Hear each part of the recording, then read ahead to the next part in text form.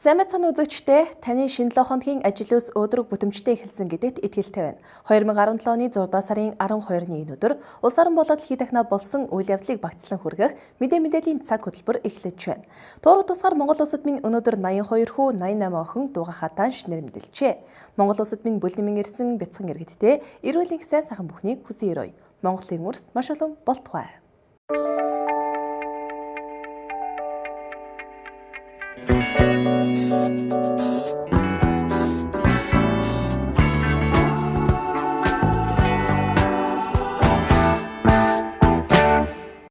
Гүтгэлэг атархлын зэвсэг, бусдын сайн нэр сайн үйлс атаачдыг байж суухын аргагүй болгон томлно.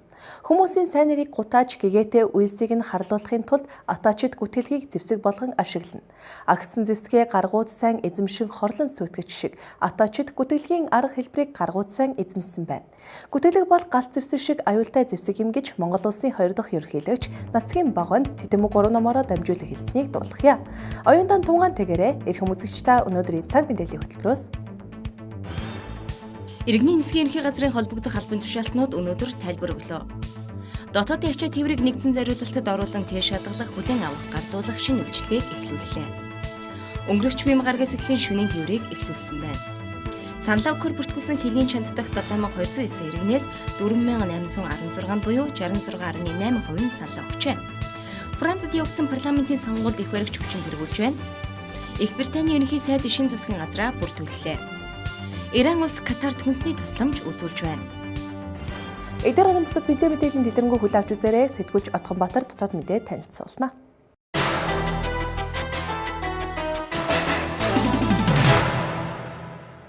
Дотоод мэдээ танилцуулъя. Эдийн засгийн хямралын үед айл гэрийн хамгийн чухал асуудал нь ажлын байр болоод байна. Төрөөс иргэдийн ажил хөдөлмөртэй болгох чиглэлээр авч хэрэгжүүлж байгаа арга хэмжээний талаар бүх талуудыг оролцуулсан хэлцүүлэг өнөөдөр төрийн ордонд боллоо. Улсын хурлын өргөдлийн байнгын хорооноос хийсэн хөдөлмөр эрхлэлт ажлын байрыг дэмжих бодлого үйл ажиллагааны хэрэгжилт хэлэлцүүлэг 3 дахь удаага зохион байгуулж, улсын хурлын гишүүд болоод салбарын сайдргуудтай 50 гаруй төлөөлөл оролцлоо. Улсын хурлын өргөдлийн байнгын хорооноос иргэдийг ажлын байртай болгоход төрөөс баримталж байгаа бодлого, хэрэгжүүлж байгаа арга хэмжээний талаар өмнө нь 2 ч удаа хэлэлцүүлэг хийж, салбарын яам ажил олгогчид, үйлдвэрчний эвлэл төрийн бас байгууллагууд холбоотыг оролцуулсан. За дээрх хэлэлцүүлгээс гарсан санал зөвлөмжийг улсын хурл засгийн газар гээд шийдвэр гаргах түвшинд хүргэснээр засгийн газрын мөрийн хөтөлбөр тэгэхэд 5 асуудлыг тусгуулж чадсан гэдгийг улсын хурлын өргөдлийн байнгын хорооны дарга Саран гэрэл хэллээ. Байнгын болон төр ажлын байрыг тогтвортой хадгалж байгаа аж ахуйн нэгжүүдийг татвар зээлийн бодлогоор дэмжих гэдэг ийм заалтыг бид баталсан манай гүнжлэмэг санаж байгаа хэрэг тийм ээ. Энэ маань бол улсын хурлаар баталсан эдийн засгийг сэргээх төлөвлөгөөнд бол орсон байгаа.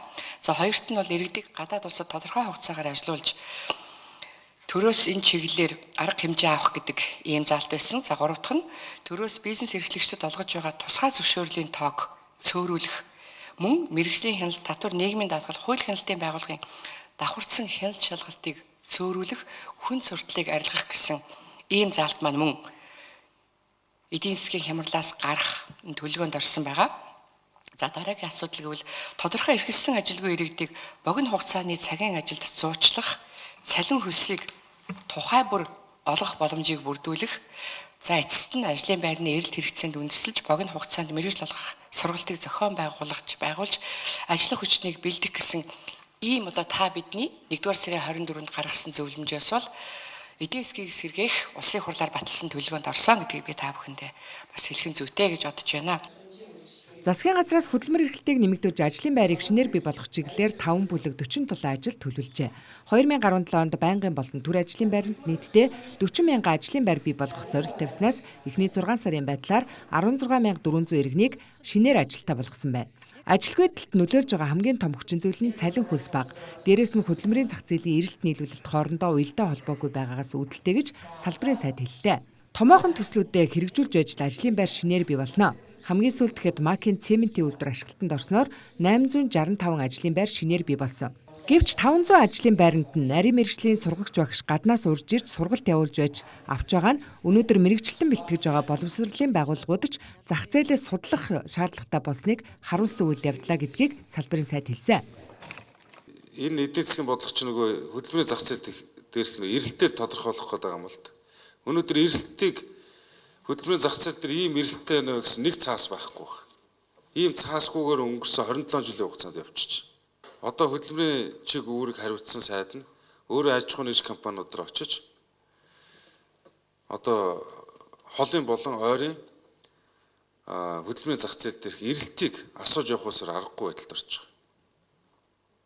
Дээрээс нь боловсролын яамтайгаа нэгт уялдаа холбоотой ажиллаж хөтөлбөрийн зах зээл дээрх эрэлтэд нийцсэн нийлүүлэлтийг хийхдээ бид хэвээ эмээлээ 2 бүр шиг одоо ажиллахаас аргагүй.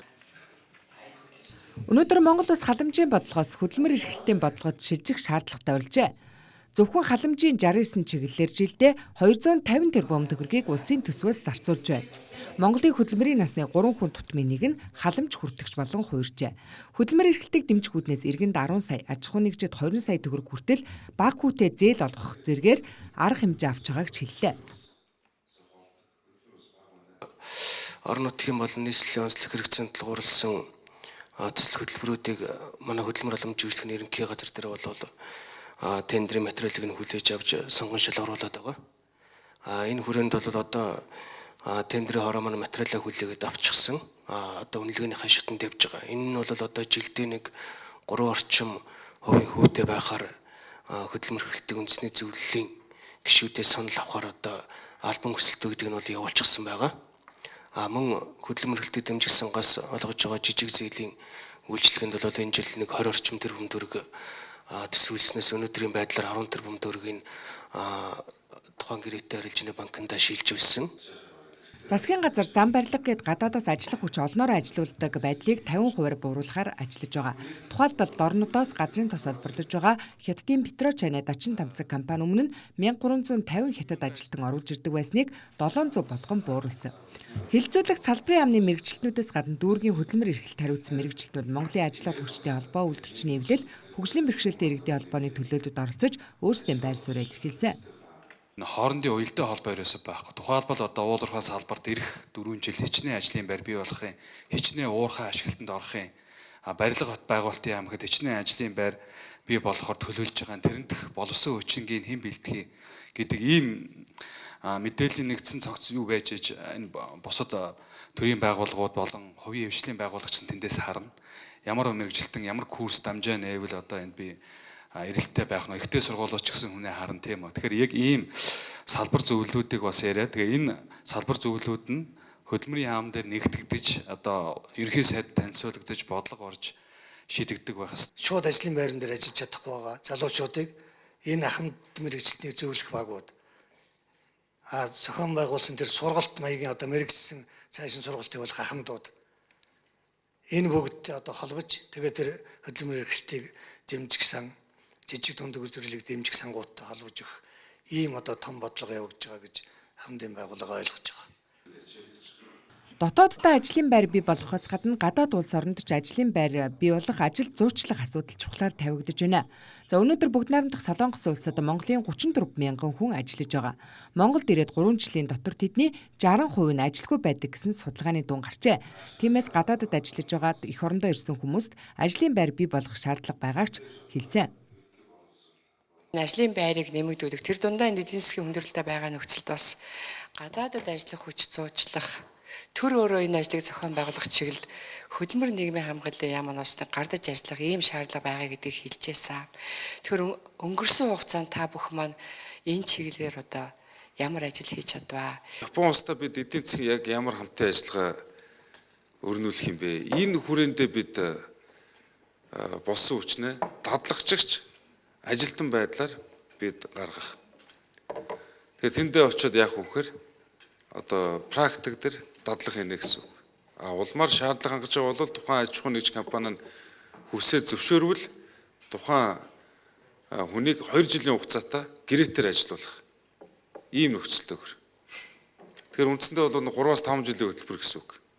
Германтай бол нэг ийм зүйл явж байгаа. Ерөөсөө энэ Улаанбаатар хотын утааны асуудлыг нь бууруулах үүднээс энэ гэр ахуйн дэд үтсийн чиглэлээр үйлдвэрлэл явуулах, засвар үйлчилгээ хийх энэ болсон хүчнүүдийг Германы сургалтын стандартыг Монголд нэвтрүүлээд ялангуяа одоо 100 айлын уулын нэг хойтлын манай үйлдвэрлэл урлаг политехник коллеж төр илүү одоо эрчим хүчин цахилгааны чиглэлийн босон хүчин бэлтгэдэг томоохон сургууль байна. Энэ чиглэлээр нь дагнуулаад тэгээ эндээ сурж агаад өргөжлүүлж Германд очиж сураад тэгээд тэнд одоо нэг тодорхой хугацаанд ажиллаад явах.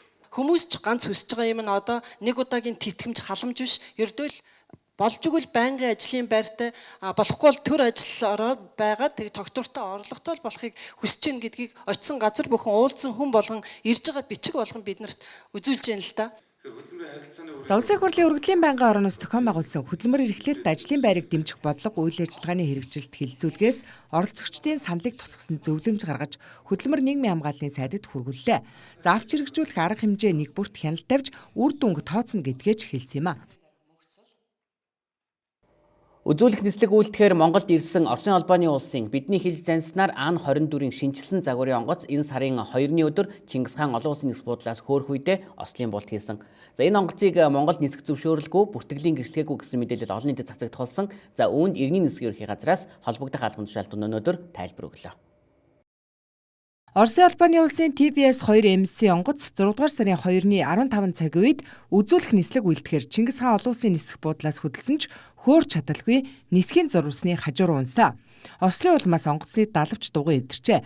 Тухайн үед TBS 2 MNC онгоцыг Оросын албаны улсын 2 нисгэгч жолоодож, мөн Оросын албаны улсын 2 инженер болон иргэний нисхийн ерөнхий газрын мэрэгчлэлтэнд сууж авчээ.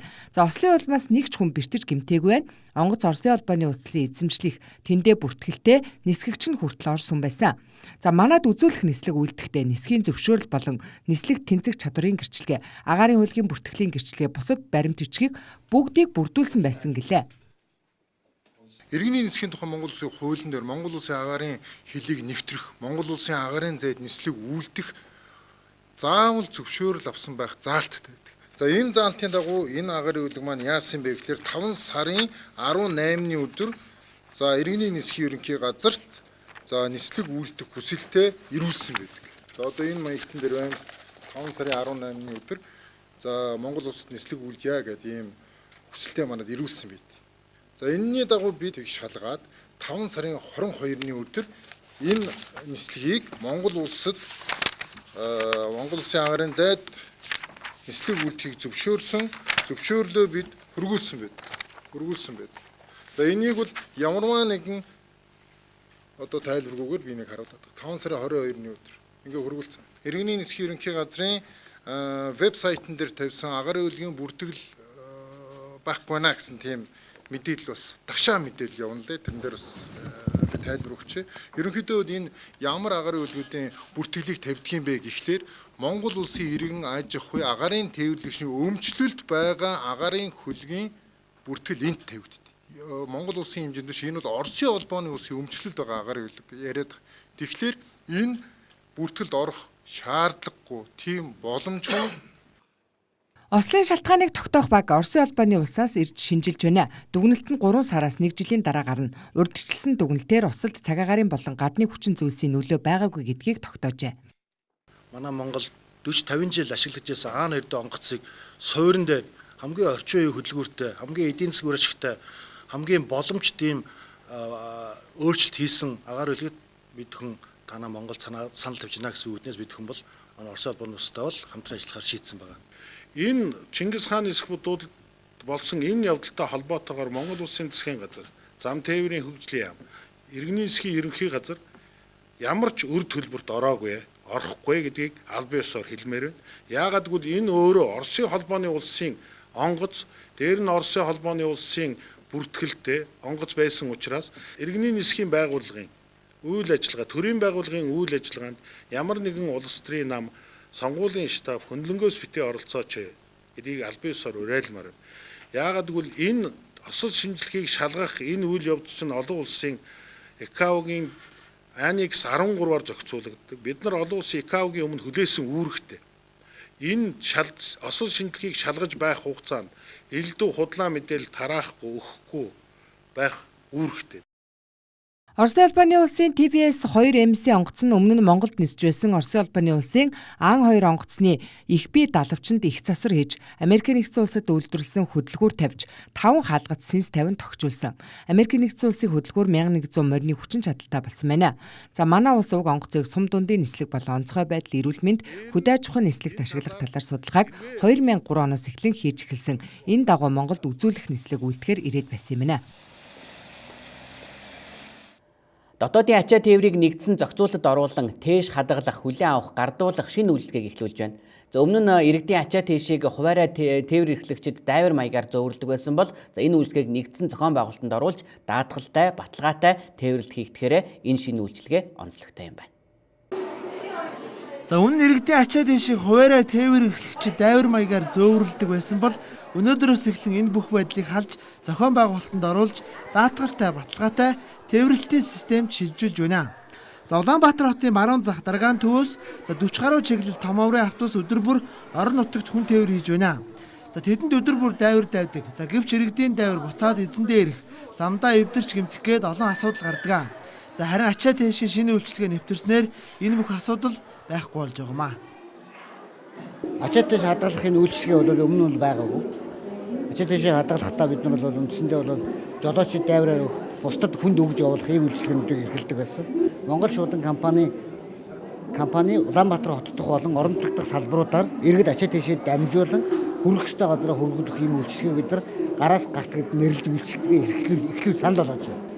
Энэ үйлчлэгийг иргэдэд өгөөд Улаанбаатар хотоос ачаагаа дөрөв нэг шуудангийн салбартаа өгөөд Монгол шуудангийн програмдаас ороод миний ачаа одоо хаана явж гин хэдэн цаг орчимд хэдэн хоногийн дараа эсвэл эзэндээ очих нь вэ гэдгийг мэдэх юм болцоотой болж байна. Үндсэндээ бол онлайнаар өөрийнхөө өгж явуулсан ачаа барааг хадгалах энэ юм нэгдүгээр тийм авалт. Хоёрдугаарт нь иргэд нэг жижиг зүйлийг өгөх гэж багцад аргууныг зорддог эсвэл аль нэгэн автовокзалыг зорддог үгүй болж байна. Хамгийн ойрын шуудангийн салбартаа өгөхөд энэ бол Улаанбаатарт хэн нэгэнд эсвэл орон нутагт хэн нэгэнд очно гэж ойлгодог.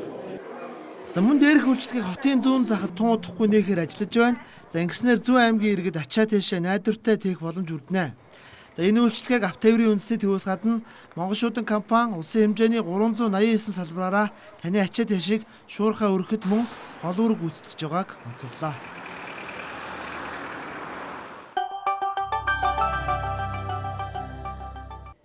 Эрчим хүчний яам нээлттэй хаалганы өдрөө зохион байгуулж байна. За 21-р зуунд амьдарч байгаа хүн болгон эрчим хүч хэрэглэж байгаа. За тиймээс эрчим хүчтэй холбоотой асуудалтай иргэдийн уртын урт дараалал төв талбайд үүссэн байна. За иргэдийн хүссэн мэдээллийг өгч чадж байна хэмээн иргэдч ам сайтай байна. За төв талбай төрийн байгууллагууд нээлттэй хаалганы өдрөлгөө зохион байгуулад 1 сар хагасын хугацааг ардаа орхиж байна. За өнөөдөр эрчим хүчний салбарын нээлттэй хаалганы өдрөлг болж иргэдийн хөл хөдөлгөөн ихтэй байна. За учир нь хүн бүр эрчим хүч хэрэглэдэг болсон энэ үед өөрт хэрэгтэй мэдээллийг авахар иргэд ихээр ирсэн байлаа. Би одоо гэтэл манайх цахилгаан халаалтай байхгүй юу? Тэгтэл чи одоо муудаа тэгж байгаа юм яаж байгаа маш их гараад болохгүй болчиход байгаа. Тэгэхээр бас нэг гайгүй хямдхад төсөрт арай баг шиг гардаг одоо тийм байж болох юм болов уу гэж бодоод үзэхэд одоо өнөөдөр ирж байна. Тэр жишээгээр хүмүүс бас их юм мэдээлэл олж авч байгаа шүү дээ. Энэ бас их сайхан юм болж байна. Сайн. Зарим газар нь бол бүх юмыг шийдээд өгчээсэн ухаан. Тийм ээ. Хэрэгтэй л байж таарна шүү дээ. Эрчим хүчээр бол үргэлж хангаж байгаа юм чинь энэ гол айлын гал голомтыг хангаж байгаа байгууллага шүү дээ.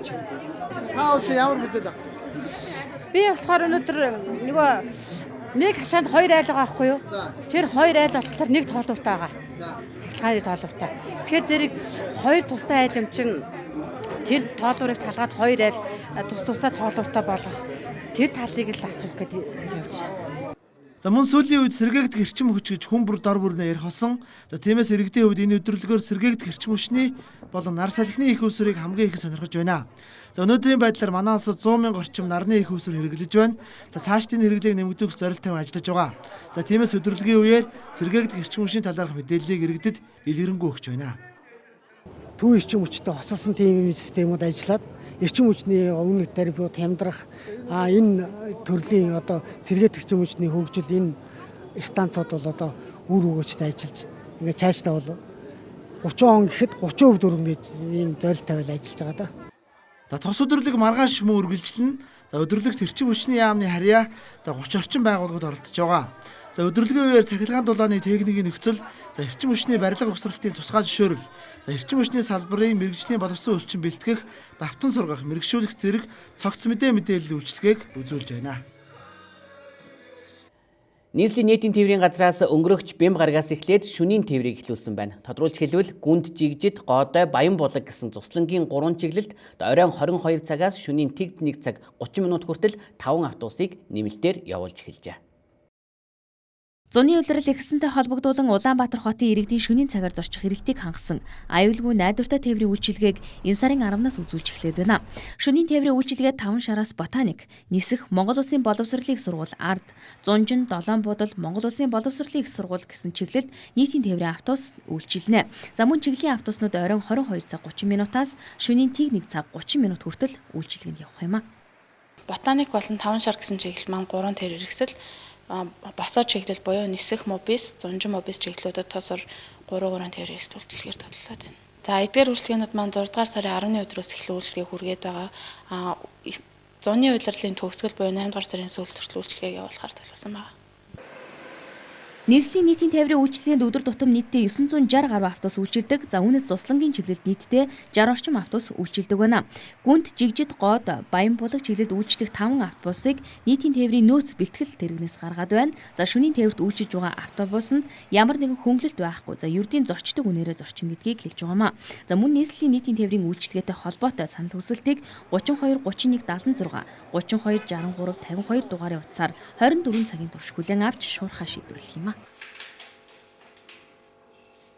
Цаг мэдээллийн хөтөлбөр үргэлжилж байна. За гадаад улс оронд ажиллаж амьдарч байгаа Монгол Улсын ерөнхийлөгчийн сонгуульд саналаа өгөхөөр бүртгүүлсэн 7209 иргэн өөрсдийн бүртгүүлсэн дипломат төлөөлөгчийн газруудаа очиж саналаа өгсөн байна. Саналаа өгөхөөр бүртгүүлсэн хөлийн чанд дахь 7209 иргэнээс 4816 буюу 66.8% нь саналаа өгсөн байна.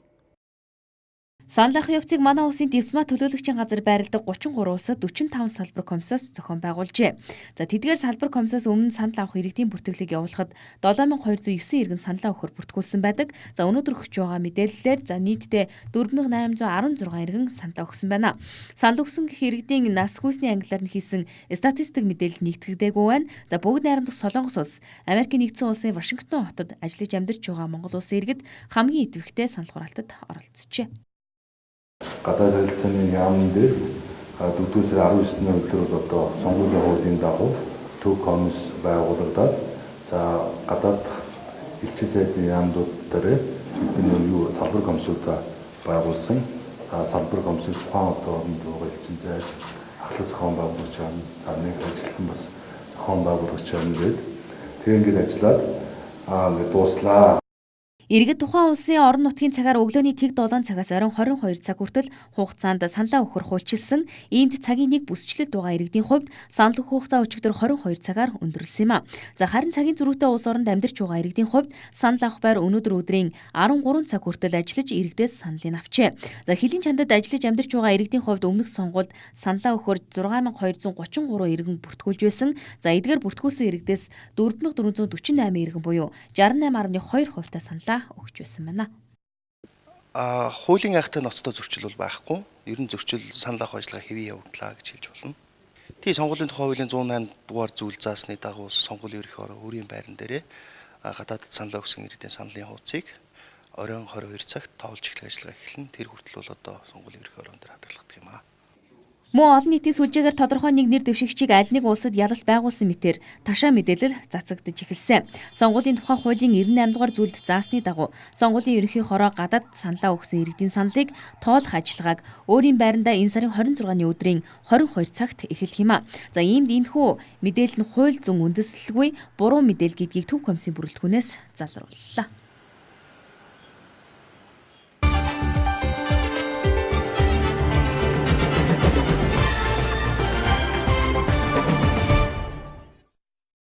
Одоо та бүхэндээ Монголын тухай дэлхийд дахинаа хэрхэн бичиж нийтэлж мэдээлж байгаа тухай мэдээлэлээс хүргэе. За Монгол Улсын ерөнхийлөгч цагаагийн элбэгдөөж Казахстаны Астана хотноо болсон Шанхай хамтын ажиллагааны байгууллагын дээд түвшний улсдын үеэр Оросын албаны улсын төрийн тэргүүн Владимир Путинтэй нүүр тулаан уулзжээ. За улс төвээр Монгол улсын ерөнхийлөг захиаг элбэгдөрж, Монгол болоод Оросын талууд уламжлалт найрсаг харилцаа холбоотой болохыг тэмдэглэж, олон улсын тавтанцах харилцаагаа тэлсээр байгааг онцлсон байна. За мөн Оросын албаны улсын төрийн тэргүүнтэй төрлөх хэлээр нь харилцаж, хоёр улсын харилцаа хамтын ажиллагаа жилээс жилд өргөжин тэлж, Оросын албаны улс Монгол руу чиглэсэн хөрөнгө оруулалтаа нэмэгдүүлсээр байгааг тэмдэглэсэн байна. За 2016 онд Шанхай хамтын ажиллагааны байгууллагын дээд уулзалтын хүрээнд Оросын албаны улс бүгд найрамд хятад улс болон Монголын талууд хамтарсан эдийн засгийн коридор байгуулсан юм. Оросын Алтай хязгаарт Кош Агачийн дүүрэгт таргун тахал дэгдэж байгаа шалтгаан нөхцөлийг тодруулах ажлын хэсэг байгуулагдсан хуралдсан байна. Оросын Алтай бүгд найрамд улсын нутаг дэвсгэр дээр нийтдээ 11 бүсэд таргун давхал дэгдсэн болохыг тогтоосон байна. Таргун давхал дэгдэх болсон шалтгааныг Монголын тал хэрийн нутагт сүргэлэн амьдрах таргунаас гарал үүсэлтэй байж болохыг ажлын хэсэг тогтоосон гин. За тэр дундаа талын таргуны шижилт хөдөлгөөнөөр дамжин тахал халдварсан байж болохыг үгүйсгээг байгаа. За Оросын эрх хүмүүжийн нутаг дэвсгэрт сүүлийн үед таргун тахлын тохиолдол хэд хэдэн илэрч магадгүй өвчний голомт Монголын нутагт байгаа гэж мэрэгчлүүд үзэж байна. За Сибирь болон алт орнуудын эрдэмчлэний төвийн тэргүүн Сергей Балхоновын мэдгдснээр таргун тахлын дэгдэлтийг зогсоохын тулд өнгөрсөн 2 дугаар сараас эхлэн Кош Агачийн дүүргийн иргэдэд өвчнөөс урьдчилан сэргийлэх тарилга хийж эхэлсэн байна. Өнөөдрийн байдлаар нийтдээ 16,000 гаруй хүнд, тэр дундаа 6,400-аад хүүхдэд вакцин тарьсан байна.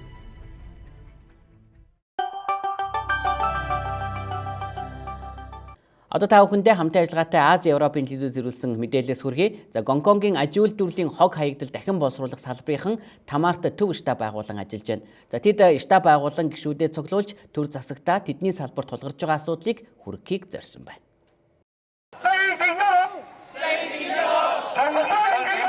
Хонконгод электрон бараа бүтээгдэхүүн ихээр ашиглалтаас гарч тухай бүрт хог хаягдал болгон хайдагч энэ төрлийн эд зүйлсийг дахин боловсруулахад ихээхэн асуудал үүсэж байгаамаа. За учир нь энэ төрлийн бараа бүтээгдэхүүнийг дахин боловсруулахад зардал мөнгийг шаарддагддагч төр засгаас тодорхой дэмжлэг үзүүлэхгүй байна. Тиймээс энэ салбарт ажиллаж байгаа хүмүүс гудамж талбайтаа гарч өөрсдийн дүү хоолойг хүргэхийг зоржээ.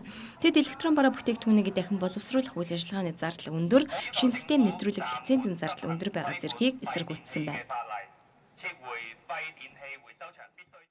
Японы Стран зоогийн газрын бизнес эрхлэгчид гадны улс орноос ирж ажил хөдөлмөр эрхэлж байгаа хүмүүст зориулан шинээр ажлын байр бий болгох хөтөлбөр хэрэгжүүлж байна. Тэд Японд ажиллаж амьдарч байгаа гадны иргэдэд ажил хөдөлмөр хийж орлогоо нэмэгдүүлэх боломж олгох зорилгоор тусгай сургалт зохион байгуулж шинээр ажлын байр гаргаж байгаамаа. Изака Яватамын сургалтад хамрагдаж байгаа гадны хүмүүс нь Японы уламжлалт, зовчломтгой ёс заншил болон үндэсний хоол зуш бэлтгэх аргад суралцж байна. Балбаас ирсэн энэ хүн Японы уламжлалт, хоол зуш бэлтгэхэд суралцж байгаадаа ихэд сэтгэл хангалуун байгааг нь. Японы хойд хэсэгт энэ амралтын өдрүүдэд Чагу Умака нэртэй уламжлалт баяр ёслол наадам болсон байна. Чагу Умака нутгийн тариаланчдын эртний баяр наадмын нэг юм. Энэ үеэр Японы Ивате мужид эртний ёс заншил уламжлалаа хадгалсан баяр ёслол болж гудамж талбайд мөртнө чагсан байна. Ивате мужийн хоёр хотыг холбосон 13 км урт зам дагуу нийтдээ 70 гаруй мөртөн жагсаалхын явж өнгөрсөн байна. Энэхүү баяр нь Японы хойд нутгаар 200-аад жилийн өмнө үүссэн үндэсний соёл заншлын цаашгүй хэсэг болсон наадам юм.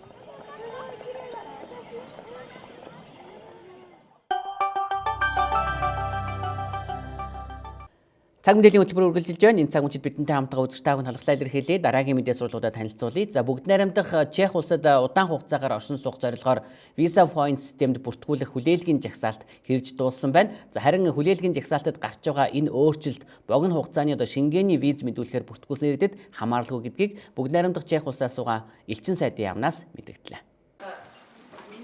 Бүгд найрамдах Чех улс элчин сайдын яам нь урт хугацааны болон богино хугацааны Шенгений визийг өөрийн улсаас гадна Швейцар, Польш, Литв зэрэг 5 улсыг төлөөлөн олгодог. Тухайн элчин сайдын яамнаас виз мэдүүлэхээр цаг зав зарцуулан очир дугаар болдог. Нүүрийн ажлыг хөнгөвчүүлж цахимаар бүртгүүлэх Visa Point системийг нэвтрүүлээд багагүй хугацаа өнгөрсөн. Visa Point системд Чех улсад удаан хугацаагаар оршин суух зорилгоор бүртгүүлэх боломжтой байсан хүлээлгийн жагсаалтын 2 дахь үе шат хэрэгжиж дууссан байна. За үүнийг Улаанбаатар хотод суугаа бүгд найрамдах Чех улсын элчин сайдын яам өнөөдөр мэдгдлээ. Хязгаарлалт бол хугацаатай байхад иргэд маань тухайн системд бүртгүүлж чадахгүй байна, байнга дүүрсэн байна гэж гомдол гаргадаг байсан. За тийм учраас бүгд найрамдах Чех улсын гадаад хэргийн яам, дотоод хэргийн яамтайгаа хамтраад нэг туршилтын журмаар нэг хөтөлбөрийг хэрэгжүүлсэн байгаамаа. Тэр нь болохоор хүлээлгийн жагсаалт, тэрэнд нь хүмүүс маань ямар нэгэн хязгаарлалтгүй хугацаагүйгээр одоо тухайн системдээ бүртгүүлэх боломжийг нь олгож ирсэн юм. Studia nebo za účelem rodinných důvodů. V frontě a mnoho lidí, kdo přijeli z venkova, se vůbec do fronty nedostalo, tak byl zaveden elektronický systém objednávky. Хүлээлгийн жагсаалтанд гарч байгаа өөрчлөлт богино хугацааны шингийн виз бүртгүүлэхээр мэдүүлсэн иргэдэд хамааралгүй байна. Урт хугацааны оршин суух зөвшөөрлөөр хийгдсэн бүртгэл заслагдж байгаа юм. За бусад бүх хүлээлгийн жагсаалтанд урт хугацааны виз болон удаан хугацаагаар оршин суух зорилгоор бүртгүүлж хожуу ярилцлагын товтой байсан иргэд дахин шинээр бүртгүүлэх шаардлагатай болж байгааг мөн хэлж байна. За иймд туршилтын хугацаанд хэрэгжиж байсан хүлээлгийн жагсаалтанд бүртгүүлсэн байсан иргэдээс Чехийн тал уучлалт гуйж байна. За туршилтын хугацаагаар тухайн системийг хэрэгжүүлсэн нь энэ бүх процессыг нээлттэй мөн хэлбэрчлэх зорилгоор байсан гэдгийг бүгд найрамдах Чех улсын элчин сайд яамнаас хэлж байна. Далайд гарцгүй хөгжиж байгаа орнуудын дамжин өнгөрөх тээврийн тухай хоёр талд хилцээр сэдвт судалгааны тайлан өнөөдөр гадаад хэргийн яамд эцсийн байдлаар танилцууллаа. За Монгол Хятадын хоорондох транзит тээврийн хилцээрийг энтгэх балбын хооронд байгуулсан транзит худалдааны хилцээртэй харьцуулан судалсан байна. Далайд гарцгүй хөгжиж байгаа орнууд худалдааны салбараа хөгжүүлж эдийн засгаа тогтвортой байлгах, экспорт импортоо төрөлжүүлэх шаардлагатай байдаг. За ингийн тулд хөрш орнуудтайгаа байгуулах дамжин өнгөрөх тээврийн гэрээ хэлэлцээрийг боловсронгуй бодит байдал дээр ойр хэрэгжүүлэх хэрэгтэй юм а. Манай улс бүгд найрамд Хятад ард улстай транзит худалдааны хэлэлцээр байгуулж, хоёр талт хэлэлцээрийг энэтхэг балб улсын гэрээтэй харьцуулан судалсан байна. Ялгаа нь энэтхэг улс балб улсын орнд байгуулсан гэрээ бол маш тодорхой залттай, маш олон нарийн залтуудтай ямар тээврийн нэгслэр ямар замаар бомтын аль хэсгийг манай хэлцээр бол тийм нэлээд ерөнхий талаасаа мэдээж ерөнхий байдаг нь бол дутагдaltaй гэхдээ бол бас давуу талууд ихтэй нэмэлт өөрчлөлт оруулахад бол хоёр тал иргэд суугаад өөрчлөлт оруулах боломжтой гэж харж байна. Балб улс энэтхэг улстай транзит худалдааны тээврийн гэрээ хэлэлцээр байгуулж өнөө хүртэл үр ашиг өгч байгаа юм. За Балб улсын хувьд энэтхэг Хятад гэсэн хоёр том хөрштэй манай улстай тун тустай байгаамаа. Иймд гэрээ хэлэлцээрийг харьцуулан алдаа оноог судалж өөрийн улсад хэрэгжүүлэх шаардлагатайг албаныхан хэлж байна. Хэлэлцээр амжилттай хэрэгжснээр улс орны эдийн засаг тогтвортой байж хөгжлийн гарц нэгдэн гэж үзэж байгаамаа. Би та бүхэндээ дотоод мэдээ танилцууллаа. Үзэгч та бүхэн хэсэг хугацааны дараа Японы балиачид бүрэн бүрэлдэхүүнээр манай улсад ирж Монголын тайзнаа урд өмнө тоглогдож байгаагүй галт шувуу хэмээх балиатыг тоглох гэж байна. Гол дүрд нь Монгол улсын гавьяа жүжигчин Алтан уяыг бүжиглэнэ.